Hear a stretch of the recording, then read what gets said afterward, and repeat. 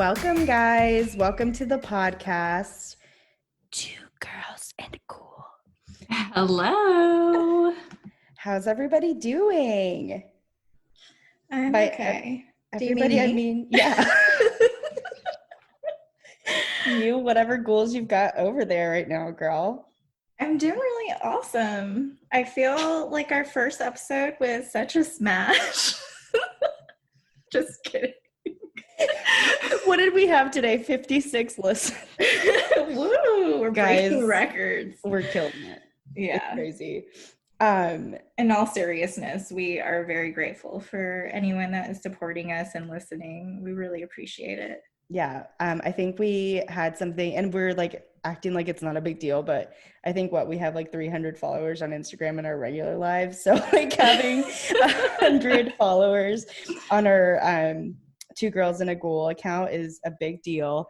And I think on Facebook we had like 120, and then 56 listens is a lot because I mean, I really thought it'd just be us and maybe a couple of our friends listening. So the fact that our like friends and family are listening is really cool. Yeah, we love you guys so much. So how's your week been? My week has been good. I feel like as the quarantine rolls on and on, I'm like more comfortable with the way I look in the mirror. I'm like, oh my gosh, I feel like I'm gaining a little bit of weight. I'm not wearing any makeup. I look a little pale. So I'm starting to get used to that. I'm like accepting myself now. Yeah. What's new? I mean, everyone else is feeling the same way. I certainly am. But let's talk about the things that are making us happy during this time. Okay. Is there anything that comes to mind? Maybe books or TV series or anything? Yeah, I just read this super cool book called Call Your Daughter Home. I don't know if I told you about it, but it's like set in like the post-Civil War in Charleston area. Oh, we love Charleston. Yeah, all the ghosts there. But it's just like, it's such a beautiful story. And it actually does have like a little bit of supernatural in it. I really recommend it. What else is happy? That's it. Just kidding. Just that one book. Yes, that's the only happiness I have. I'm just kidding. Super healthy, happy, working out with my girls on Zoom and making the most out of quarantine. So it is not all bad. Yeah, for sure. I'm very grateful for Zoom and House Party and all those, things and apps and technology that just keep us connected. For sure. Yeah. You mentioned you talked to your dad. You never told me what he said. What did he say about our podcast? You know what? He didn't even mention it. So he probably didn't even listen to it. Yes, he did. He thought it was too cool. He didn't want Really? I mean, I feel like he would have said something if he listened to it. So it's so funny because I've had a couple coworkers be like, "Oh my gosh, it's like hearing you in a whole new light. I didn't know really you were so funny." And I'm like, "Oh my gosh, what am I saying on this podcast?" I'm a little nervous. Are you sipping Hennessy? Yeah, I'm having a cocktail. What did you mix it with? It's really disgusting. Actually, because it's the only thing that I have in this house. What is it? Hennessy and Gatorade. Wow. Please, no judgment. These are hard times, okay? Truly, we have fallen on hard times. Oh my gosh. But anyway. It's actually quite good. It does sound disgusting, but it's actually not bad. I love that you like. I'm so glad that the Fayetteville finally came out. You're like, wait, guys, but it's actually delicious. Watch out for my recipe cocktail book. You guys are going to be blown away. It's so funny. What flavor Gatorade is that? I don't know. It's the one with the least amount of sugar. I think it's berry. It's pink. It tastes really good. It's so funny because last weekend we were on a Zoom call with our friend also from Fayetteville, and I was drinking like, I think a papaya nectar, Tito's with a splash of like elderberry something. And I'm like, what are you drinking? He's so bougie. He was like, this is ice cubes with blue ice Gatorade and vodka. We had bought this whole case of Gatorade because of the pandemic, thinking that we would get sick and dehydrated. And hey, you have to be safe. I just cracked it open, and now we have mixed Gatorade it with for Hennessy, days. So That's a perfect mix. I'm apparently. so classy. I love it. Yeah. So what about our friend Meg? Our friend Meg sent us this email, you guys, and it is intense. Fee, what was your first impression of that email? It really gave me chills, and I still cannot believe that this had happened to our friend, you know, and she's such a good person that's put together, and for something this crazy to happen to someone, it's just like, wow. I don't know. Would you have like little breakdowns or like be nervous? Or we're gonna find out from her, because I was just like, how does someone so happy and bubbly and sweet, how did they live through this, and how are they okay? Yeah, exactly. Like, oh I need answers. I need the answers. So let me read you a little piece of this email. Okay. Read it, girl. Okay, so this font is so small. Every night would start off with me being scared to go to sleep, and I would wake up in the middle of the night afraid to open my eyes for fear of seeing the shadow people in my bedroom. And then I would end up crying myself to sleep. I would hear people walking around, hear voices, have lucid dreams about people standing over me, and I'd jump up to find my family fast asleep. When I was home alone in the daytime, cabinet doors would open and close on their own, and items would fly off the tables. I would get a whiff of unfamiliar cologne, etc. Whoa. I would well and no. No, that's not okay. That's really creepy. So I'm like over here complaining about like the sheet caught on our fence. And our friend has like lived through this. So let's get Meg on the line. Let's hear from Meg. Yeah. Okay. Hey guys, what's up? Hey Meg. Thanks for joining us. Oh, thank you so much for having me. But I guess first I definitely want to say I am an extremely nervous person. I'm glad that you guys don't see me that way though. No, but I'm not sure at this all. has something to do with it. Yeah. Oh my gosh, I can't even believe that you had to live through that, girl. Before we get into that, you're in New York. We need to talk about how you were doing with the quarantine. Yeah. Oh, I'm really grateful to be healthy. So, and to have my family with my husband and my dog. And so, yeah, how are you guys holding up? We're doing okay. I think comparatively, like North Carolina and Virginia, obviously we're not in New York City. We have more space. I think, you know, having like the yards and the distance has helped us a little bit. What does your typical day look like? Like, can you go outside? Like, I guess you go walk the dog and everything. Like, what is living in New York City like right now? Yeah, I mean, it's definitely really weird. Obviously, we have to walk our dog, so that happens about 3 times a day, and that's really the only time we go out. And you know, we wear our mask, and when we come back home, we have a little designated area where we take off all of our clothes. We wash everything before we can like come deeper into the home. And yeah, it's like a whole system and process for sure that we're getting the hang of. So crazy. I'm so sorry you're going through that. And I cannot wait for this time to pass. I know, but you guys have this awesome podcast. I'm so excited. And the only good thing about this is that a lot of people are doing really creative things and being pushed to try new things. So I think absolutely. awesome. Yeah, I agree. I'm like seeing so many of our friends just like pop up with like these awesome ideas. And I think sitting at home in isolation kind of is just like, okay, you have no excuse. Well, let's do something. So I'm so happy to have you. Yeah, thanks so much for having me. Meg, please talk to us about your experience. So I guess just start at the beginning. Like, when did this start? How did it start? Like, what happened?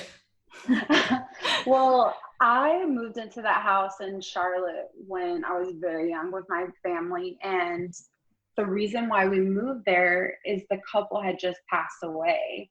And my parents bought it from their family right after their deaths. I don't know. I tried to talk to my mom about it, but she was very like, because she does tries not to feed into, my experiences in that home. So they had recently passed away. We moved in. I was very young, and they still lived there. And so just from the very beginning and up until I had moved out, so 20 years old, every night was just like torture. And it's just weird hearing other people's opinions on it, because for me it was just so normal. But yeah, I had this bedroom that was above the basement, and that back side of the home was just super creepy. Like you just felt energy as soon as you walked into that half, and it was towards the back, right? So just every night was, so nervous to go to sleep. And like you said, waking up in the middle of the night, and just, it would be different some days. It would be noises, or it would be figures, or just a feeling sometimes. And I would always go wake up my parents, and I know they were so tired of it, but I was just so scared every night. And then I would finally go to sleep around like 4 a.m. and then have to get up, for school around 6 or 7. And I never slept ever. It was so weird. So how old were you when this first started? Was it like as soon as you guys moved into this house? Yes, as So like early as I can remember. Wow. Yeah. Well, I don't remember the first night because I was very young, but I just remember me always living this way and just feeling like it was normal, and then becoming an adult and realizing how not normal my experience was. So Yeah. when you say like shadow people, like so you'd be laying in your bed and you would Hmm. literally see people in your room? Yeah, I would see figures. I never saw faces. And also never heard any distinct words or anything like that, but it was always just like shapes and shadows, and or some days it would just be like clanking and walking around and things like that. So That is Oh insane. my gosh. I know. That is I know. trauma. It was very traumatic. And like I said, as an adult, I was just like really angry, because I'm like, my family knew this was happening to me, and I felt like no one believed me, like believed my experiences. And that's why I always, whenever people have stories like this, who am I to say that they're, crazy or making something up? So Yeah, that's insane. Did anyone else I mean, I know you have a sister and your two parents. So did anyone else in the house share your experience? no, not at all.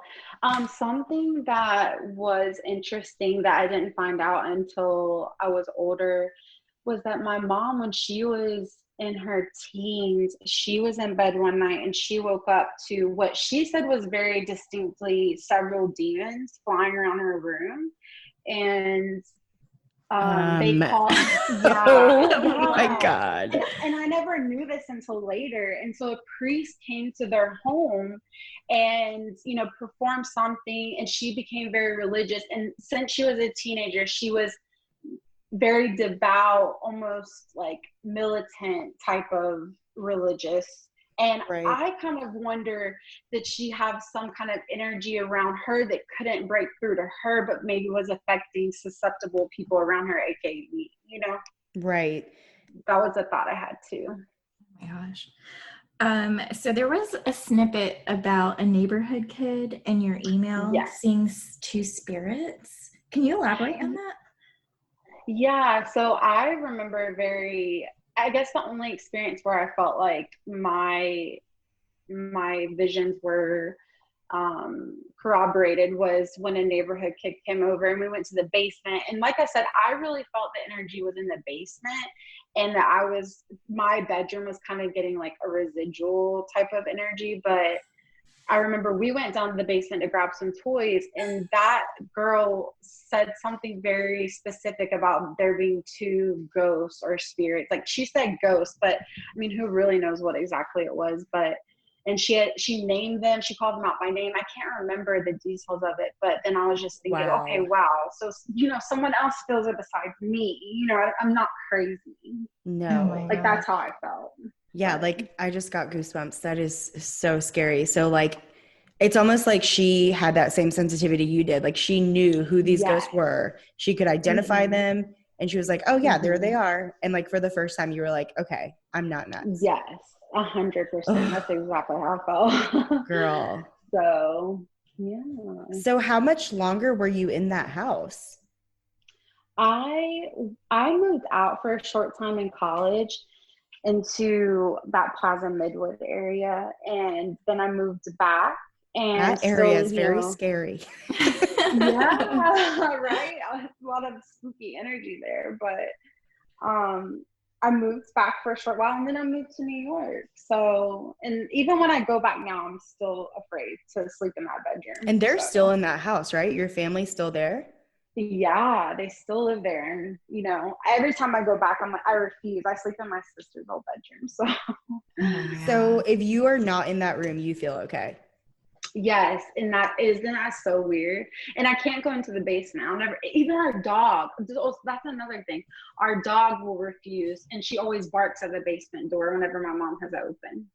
Oh my gosh. Yeah. How are they still living there? No. Like, do they not sense anything or feel any type of energy there? No, I believe my parents have either they just have something really turned off, or they have some type of block around them. I'm not a religious person, but my mom is. And I really do believe what you believe affects you. And so I believe that she has some type of, guard around her. Right, like a protection. Yeah. Wow. So, and I don't have that. So I feel like I'm a little more exposed. I know. That's so scary. Oh my gosh. I know, right? So how did you cope with, the hauntings when you were younger?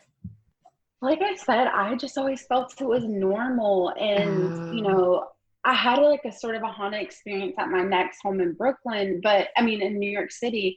But when I moved to Brooklyn, in my current place, is the first time I ever felt like true peace in my home. And I know the difference now, Mm-hmm.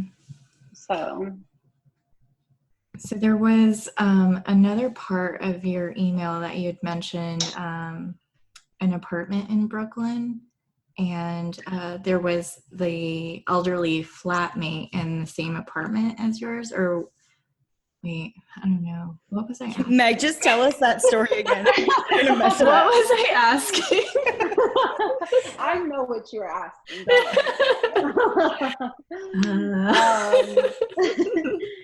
No, it was the first place I moved when I moved to New York, and it was a brownstone, a historic brownstone in Manhattan. Now I currently live in Brooklyn, my next home.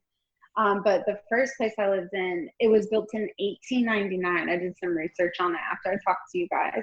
So it was definitely spooky. I couldn't find any history about it. Maybe Fiona, since you're the historical researcher, you can help me with that. Research definitely. person. I know.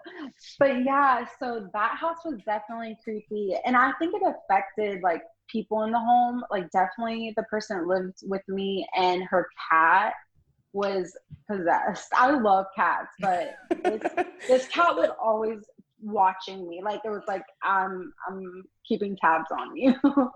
But I remember the first time it was verified for me is one of our mutual friends, we all know him, he came to New York and he came to my house, and we were home alone, just hanging out, and all of a sudden we heard footsteps upstairs, but we knew no one else was home.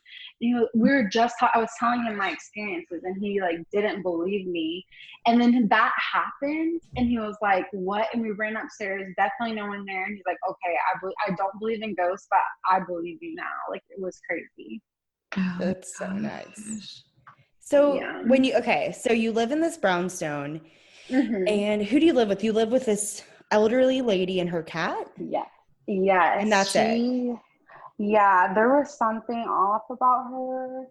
I would wake up in the middle of the night and she would be hovering over my face, like crying or just doing, What? or rocking her cat back and forth over Oh me. It my was the God. creepiest. Yeah. No. Yeah. So The I think standing something hovering over you? no, That- I'd be Yes. I out. would have Meg, to get out of there. I would leave that night. Yes. How did you stay? Yeah. How do you stay in these places? Girl, I actually think I left.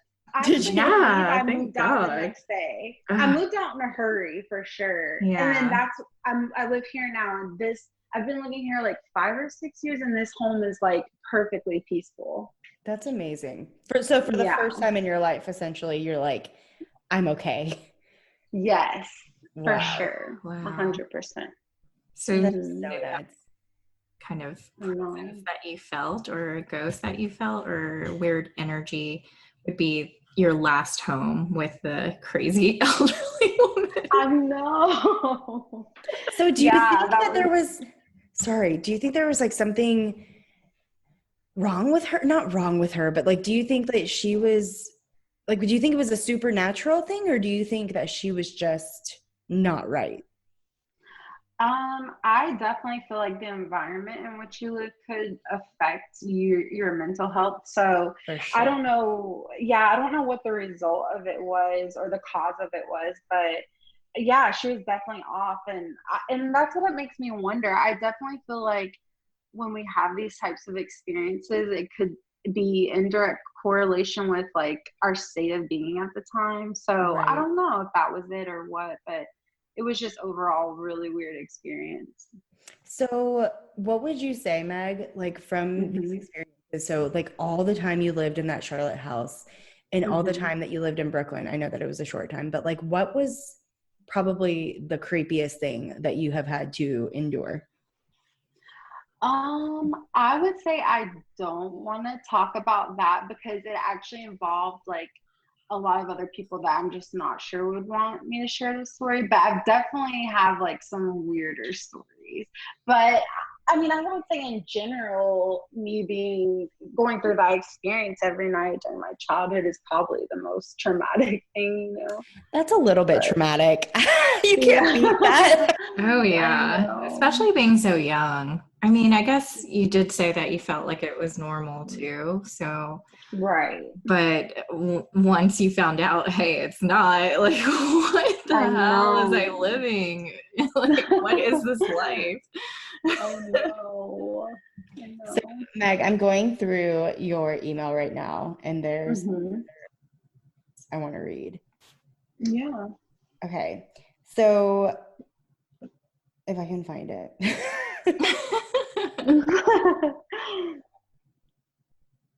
Okay. So you said that you'd hear people walking around, hear voices, have lucid dreams. That's the part I Yeah. read. So you said that there was a part like when in the daytime things would fly off the tables and that the cabinets would open. Like Mm-hmm. literally like before your eyes things would fly off the table.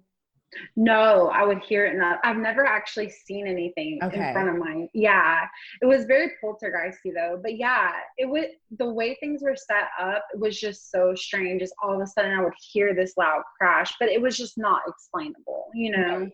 So you'd be home alone and then you'd like hear Yes. like obviously the cabinet door opening and closing, slamming. Right. You'd be like, okay, Yes. wow. Mm-hmm. Oh, Yeah. Super weird. I would freak. I know. Yeah, I just always felt like I know it's going to sound so strange to a lot of people, but it's just really how I grew up, you know? It was just part of my experiences, I So guess. you said that your parents kind of like didn't really acknowledge these feelings like when you were younger. Like how do they feel about it now? Do you guys talk about it? Yeah, and especially before doing this podcast, I talked to my mom about it because I was sort of angry with them as an adult. Like, you know, everything's fine now, but I was just like, you know, why didn't you advocate for me? You know, you knew I was like, because I just feel like if I had a child that was going through those issues, I would maybe see like, okay, what's going on, you know? But yeah, I talked to her about it, and you know, I think that's when she started to open up to me about her experiences, and she kind of believes that maybe it was the same thing I said earlier about maybe it was some type of demonic type of thing. I don't necessarily believe that because again, I never got hurt and I came out of it okay. So I don't know. It's just really interesting. I can't say what it was. It a ghost? Was it a demon? I don't know. So Do you think it was the couple, the two spirits that had passed away in the house? and see, that's the other thing is the house was built in 1957 and they were the only people who had lived in the home. But also I don't know, I didn't get that it was that type of energy. I definitely did in the brownstone that it was probably more like a ghost type of thing, but I don't know. Well, thank goodness that they weren't threatening your life and being very violent or anything like that. Right. I was just, yeah. Definitely. That's the least they could do. Not try to kill Meg. Please don't kill Meg, okay? Little baby Meg. Oh my gosh. I didn't know that's crazy. You guys had so many experiences together. That's so cool. You are the spooky sisters. Spooky sisters. We're the creepy little creepsters. I love it. Meg, since you are like, it seems like you are super sensitive to this stuff and I mean, way more open than, I mean, your stories are way more in depth, way more thorough than anything me and Fee have ever experienced. Like, what do you believe? You obviously believe in like a spiritual realm, right? I know that's the thing is, and I tell me and my friends have this conversation a lot. But I don't know what I believe. And it's weird because I've been through so many different kinds of experiences and I think that might be what makes it harder for me to understand is, you know, just the varying degrees and levels of types of things that I've been open to. So I don't know, honestly. What I kind of feel like is it residual energy? It's not, I don't know if it's necessarily like what we would consider a ghost. I also believe that as kids, you're probably more open to things and maybe that just carried me through. But maybe I think that children are more sensitive than anything. And maybe if you're a child that goes through those experiences repeatedly, maybe you're just a little bit more empathetic, I guess, to those type of things. Right. As you get older.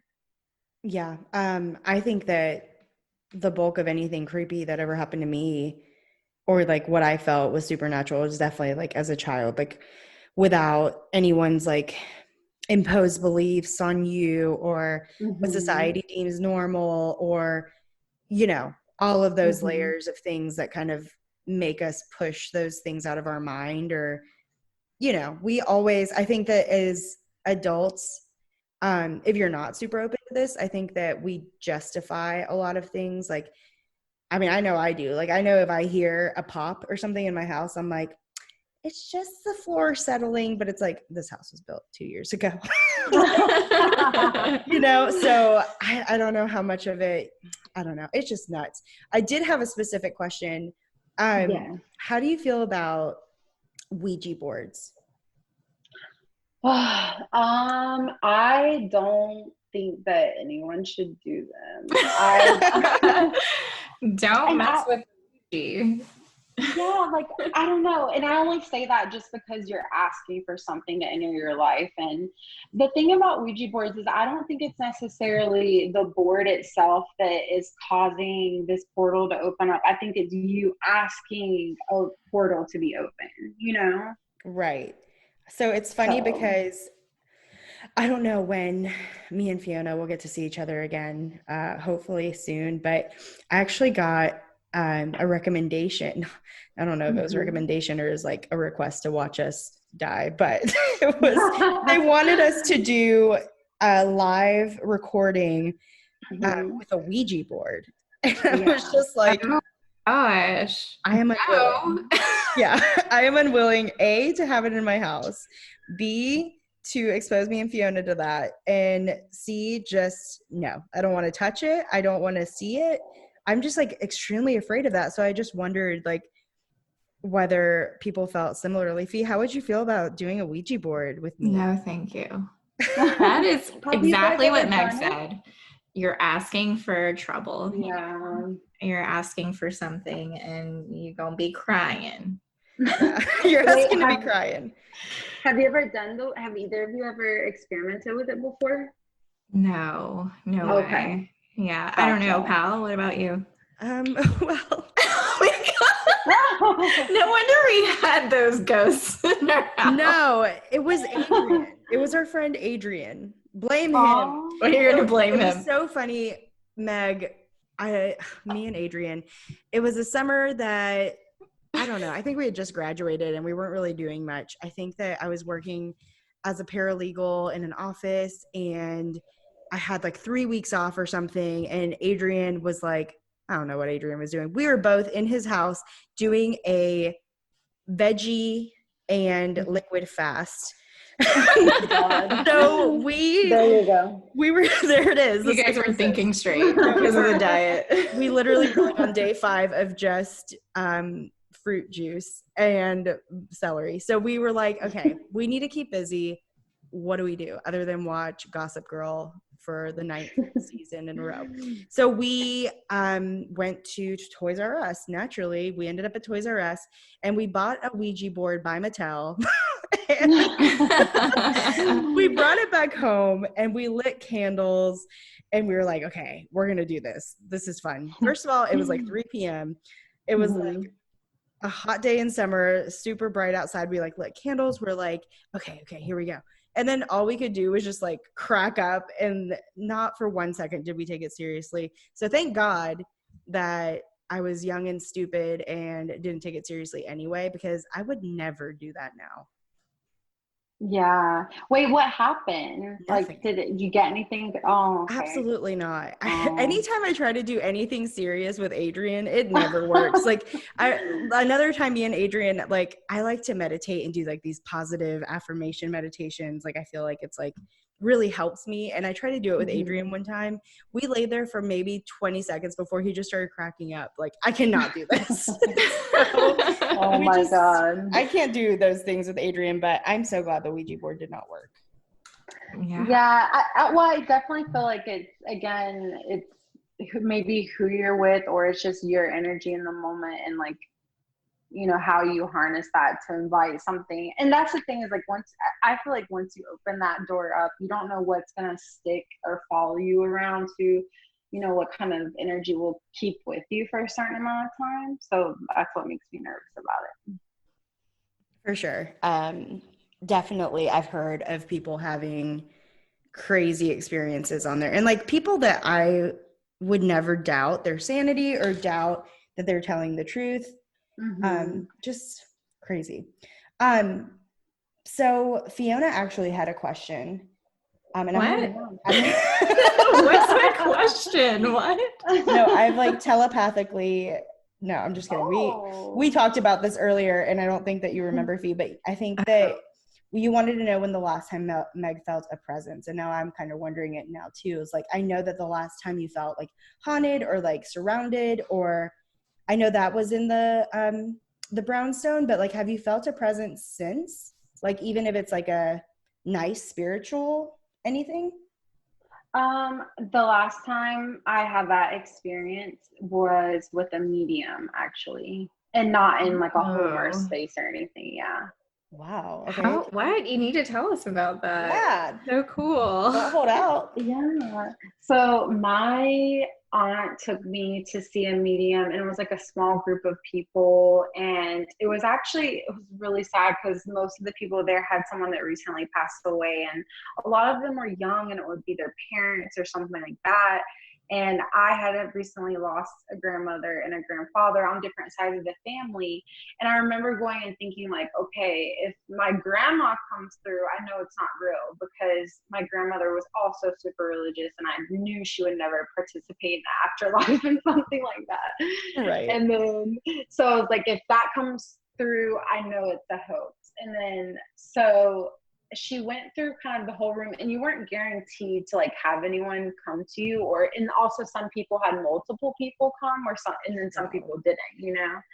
And the very last one she did, she said to me, or she said to the crowd, she was like, I'm seeing this, there's this older man, he's showing me his dentures, like he's pulling his teeth out of his mouth.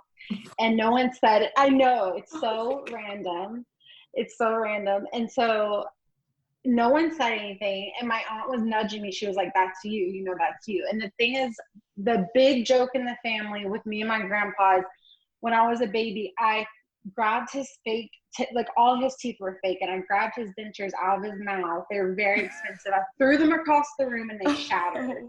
Oh my gosh. And then so my aunt was like, this is for you. Like, you know, it was a very specific story. And then she came through and she was like, I know your grandpa didn't, you know, tell you this much, but he's really proud of you moving to New York. And this was my aunt who lived in DC, so it was like, how did she know that I lived in New York? And oh my I didn't buy the ticket. Yeah, she didn't know anything about me, never met her before. So yeah, it was just like that kind of experience. And it was just really powerful to be in a room where a lot of energy was going on. It was really intense and I was really sad, but it was cool. Yeah. Oh my gosh, like how beautiful and how scary at the same time is like to know that there's like this direct message, like almost like a little inside joke, like an inside thing with someone that you love. But also it's just like, oh my gosh, how do I even process that? Yeah. Yeah. Emotional and just all those feelings that you could feel. For sure. Well, that's yeah, crazy. luckily I've been blessed to not have those experiences in a few years. And I've gotten pretty good where I stay away from those types. Like I can feel if I'm getting close to something that will make me uncomfortable. And so I've been able to navigate that in my later years, you know, my old woman years. You mature lady. Yes, good for you. Navigate, girl. Stay away from them spirits. Well, that's awesome, Meg. Thank you so much for sharing that experience with us. Yeah.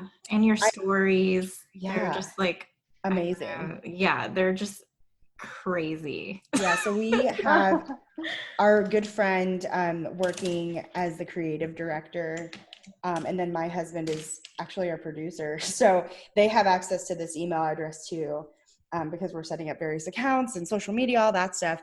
And they read your stories, Meg, and like everyone's reaction is just like, oh my gosh, because we know you. Like, and I had never heard these stories. I know Fee hadn't, like none of us had. And so reading that and like knowing how amazing and happy and positive you are is just like, girl, you are together. You have figured it out. So I tried, but I still have a lot more work to do, but I appreciate it. This was so fun. Killing it. Well, thank you so much for joining us, Meg. And thank you. Thanks.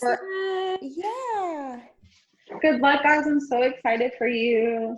Thank you. Bye. Okay, bye. Bye. OMG. Wait, did you get off of here? No, I'm still here. Oh. Meg got off. Oh, I don't know how technology works. Wow. I'm shook. Yeah, that's crazy. The whole medium thing. Like, I don't think I would want to do that. No, and you know what I was thinking is like, I think that when like we lose somebody we love, I'm just like, I don't know, for some reason I did have that thought. Granted, it was with my dog.